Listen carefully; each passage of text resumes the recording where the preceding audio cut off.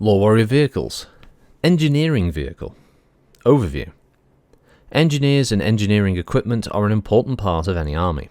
It's the engineers who construct the buildings, runways, and other mundane items that allow a military unit to function effectively. Engineering vehicles are also an important combat asset. They can dig trenches, remove obstructions from roads, and make bridges for vehicles to cross. The vehicles can sometimes tip the balance of victory toward the side that has them. Capabilities.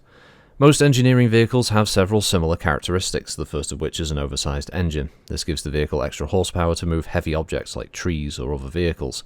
A special overdrive system ensures that the engine will not burn itself out. Many engineering vehicles are equipped with several digging mechanisms for making slit trenches or foundations for buildings. The most popular variety has a double scoop shovel, which will allow the engineer to control each scoop separately. These shovels are often mounted on small turrets so that the engineer can dig without having to move the vehicle. Bulldozer Blades are another common item to the engineering vehicles. Using its bulldozer and its trencher, an engineering vehicle can prepare a dug-in position for a mech or heavy vehicle in roughly 15 minutes. Other popular pieces of equipment for engineering vehicles are heavy cutters or trenchers. Cutters are used to cut down trees or other vertical obstacles. Though these cutters aren't particularly accurate, a skilled operator can make remarkable use of them. Trenchers, which are for digging, can normally cut a 2 meter by 1 meter trench at a rate of 3 meters per minute. Trenchers and cutters are normally mounted on the back of an engineering vehicle to keep them from blocking the other equipment, such as shovels or dozer blades. Battle history. Engineering vehicles have been an important part of war since the latter half of the 20th century. During some of the smaller wars of that era, engineering vehicles were used to clear off vast areas of land for the construction of airstrips and hospitals. Other times they were used to dig foxholes and other infantry emplacements. During the Succession Wars era, engineering vehicles still carry out the same type of mission. These vehicles are typically assigned in company strength to regimental combat teams for the purpose of digging pre-prepared positions for infantry and vehicles, clearing or creating obstacles on the battlefield, and building bridges and fords over rivers. Engineering vehicles may also carry out the important role of removing damaged or destroyed units from the field. The sight of these workhorses hauling tanks and mech limbs away to a repair facility is a common one. One of the most notable uses of engineering vehicles occurred during the Battle of Lorek in 2978. While attempting to relieve elements of the Eridani Light Horse, the 12th Star Guard had broken through the main lines, but had been halted by some ad hoc Marek forces defending a river line. The 12th Star Guard sent a force of condors to secure the other side, but the river was too swift and its banks too steep to allow mechs or more conventional vehicles to cross. The Star Guards possessed 4 engineering vehicles and a company of engineers. The engineers immediately went to work throwing up a pontoon bridge while the vehicles began to prepare a fording point.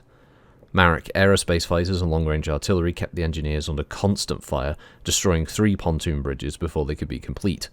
The engineer company was decimated, almost to a man. The engineering vehicles cut down the banks to the river and prepared the river bottom for a mech crossing. Though 3 of the vehicles were destroyed in the process, the final vehicle was able to complete the crossing point, which allowed the Star Guards to cross and relieve the beleaguered Eridani Light Horse. Variants. Although there are many engineering vehicle designs, they all perform the same function. Their differences tend to consist of the type of equipment they carry. Shovels and cutters are the most popular equipment, but winches, drills, towing, and even bridge-laying equipment are common additions. Some vehicles even mount an AC-20 as a quick means of destroying an obstacle. Notable vehicles and crew. El Magnifico's Engineering Company. El Magnifico is the codename for the 12th Star Guard's engineering unit, which employs some of the best engineers in the entire Inner Sphere. The story goes that they actually did build New Rome in a day, but didn't want to show off, so they tore part of it down and rebuilt it again. Though the unit was decimated during the Battle of Lorek, the grateful Steiner government replaced all of the unit's equipment, in addition to paying the normal bonuses. Yep, short, sweet, but hell, even back in 3026 TRO, they still had write-ups for the more mundane vehicles, just like the original 3025 with things like the MASH truck and the fuel carrier and that kind of thing. It's a 40-ton vehicle, which is kind of light when you consider all the work it's got to do, but it's tracked as a 240 workhorse with power chain. It's actually quite fast. It can move 6 and 9, so it's very fast on the board as well, for whatever reason you would be using it, I suppose. Armour is obviously not a key component. It has 8 on the front, sides and rear with no turret armour at all. and it uses an ICE engine.